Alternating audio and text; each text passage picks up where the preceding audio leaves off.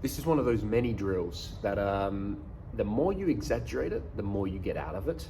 The more you just do it for the sake of doing it, the more useless it becomes.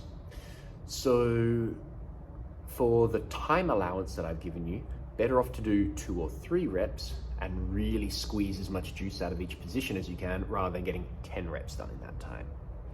Now, I'm doing this with my hands on the stall bars. The stall bars are not necessary. You can just have your hands connected to any sort of fixed point, or even just a weight plate on top of them. Around 15 odd kilos or something is plenty. So first thing we're doing, we're laying flat on our back.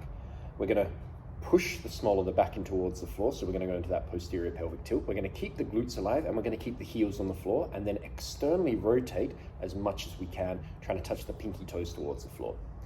Keeping the small of the back connected to the floor, keeping the pinky toes connected to the floor, we're then going to take the feet as far away from one another as we can. We're going to abduct as far as we can.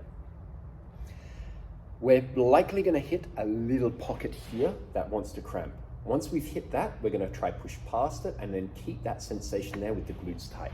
Keeping that degree of external rotation without allowing ourselves to go into an anterior tilt, we are going to start pulling the hip flexors on, making sure that the glute tension keeps the feet as far away from one another as possible.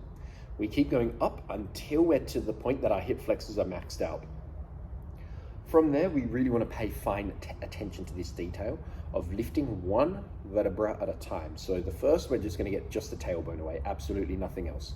And then start rolling up one at a time until our feet are roughly in line with our hands. Can be a bit before, can be a bit behind, depending on what you're holding onto. It's not that important.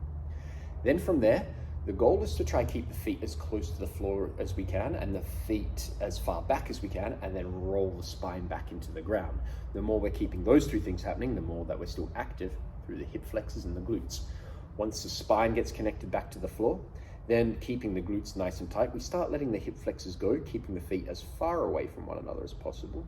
Once they touch the ground, we keep that external rotation. We bring the heels together, and then we can relax for a moment before resetting everything of re-pushing the small of the back into the floor, finding the external rotation, dragging the feet out.